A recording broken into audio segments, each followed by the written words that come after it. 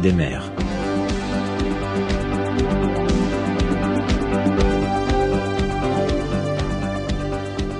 Le fait que l'obscurité des mers soit révélée dans le Coran est un autre de ces miracles scientifiques.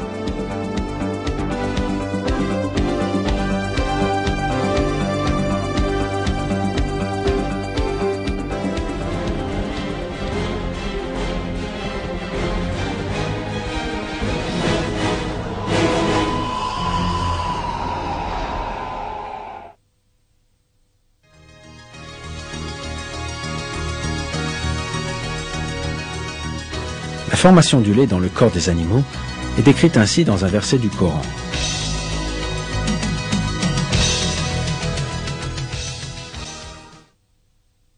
Il y a certes un enseignement pour vous dans les bestiaux. Nous vous abreuvons de ce qui est dans leur ventre, un produit extrait du mélange des excréments intestinaux et du sang, un lait pur délicieux pour les buveurs.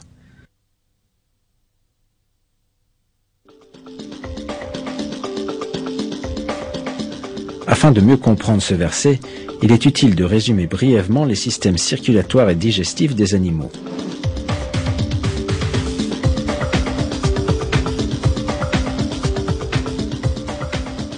La nourriture que les animaux mangent est digérée dans le système digestif en plusieurs étapes.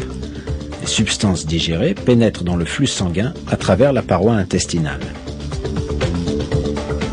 Les substances chimiques complexes qui entrent dans le flux sanguin à partir du système digestif sont distribuées aux différents organes du corps grâce au système circulatoire.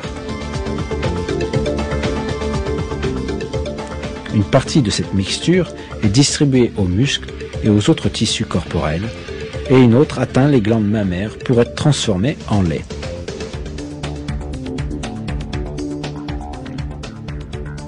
Comme les autres tissus corporels, les glandes mammaires sont nourries par des nutriments amenés par le sang. Le sang joue donc un rôle très important dans la collecte et le transfert des nutriments à partir de la nourriture ingérée.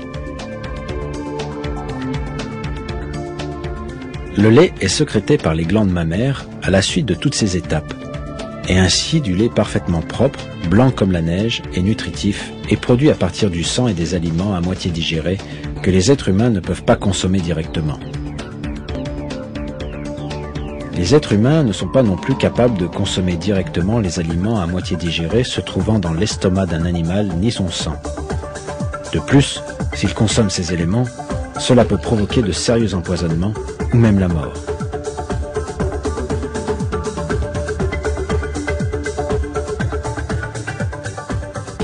Pourtant, grâce au système biologique extrêmement complexe qu'il a créé, Dieu nous accorde une boisson vivifiante, propre et nutritive à partir de ses fluides.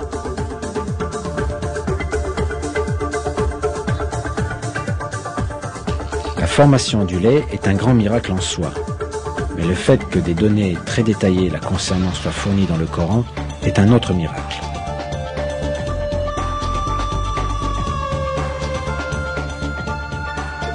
La description de la formation biologique du lait dans ce verset est totalement en accord avec les faits révélés par la science actuelle.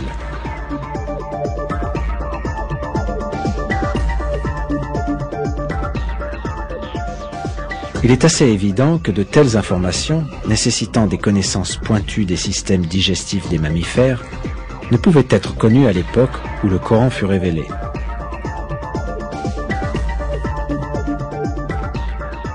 Cette information est une des preuves de l'omniscience de Dieu Tout-Puissant.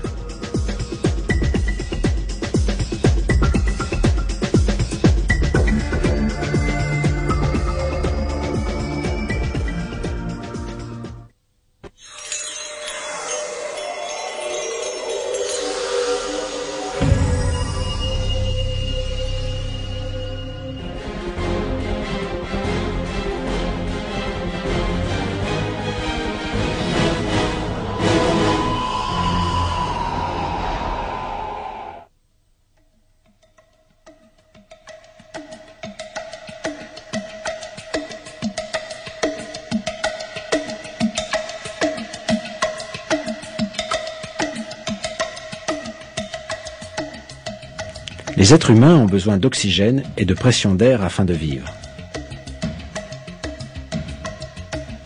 La respiration est rendue possible par l'oxygène de l'atmosphère, atteignant les alvéoles de nos poumons.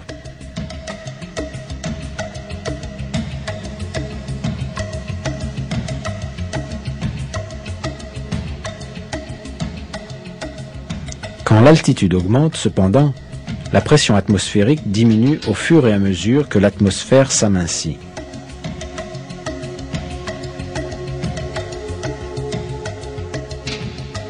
Par conséquent, la quantité d'oxygène entrant dans le flux sanguin décline et il devient plus difficile de respirer.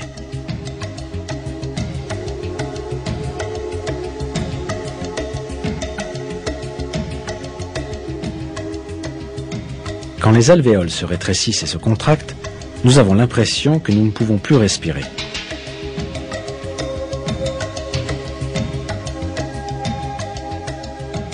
Si la quantité d'oxygène dans le sang est inférieure aux besoins du corps, plusieurs symptômes apparaissent. Une fatigue extrême, des maux de tête, des vertiges, des nausées et une perte des facultés de jugement. Quand une certaine altitude est atteinte, il devient finalement impossible à un être humain de respirer. C'est pourquoi nous avons besoin de bouteilles d'oxygène et de vêtements spéciaux afin de survivre à de telles altitudes. À 5000-7500 mètres au-dessus du niveau de la mer, on peut s'évanouir et tomber dans le coma à cause des difficultés de respirer.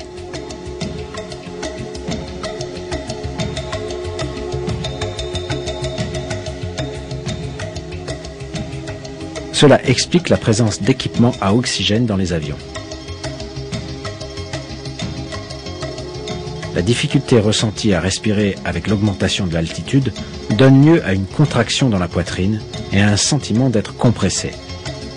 Ce fait scientifique est révélé de cette manière dans le Coran.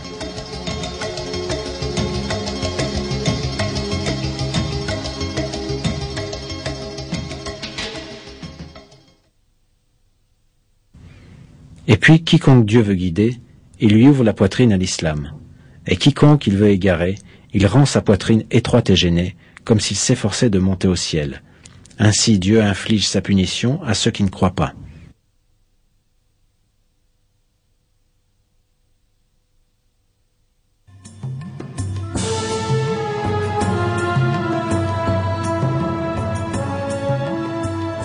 Les habitants de la péninsule arabe, dans les années 600, n'avaient bien sûr aucun moyen de voler dans les airs ou d'escalader des montagnes hautes de plusieurs milliers de mètres pour leur permettre d'expérimenter l'essoufflement indiqué dans le Coran.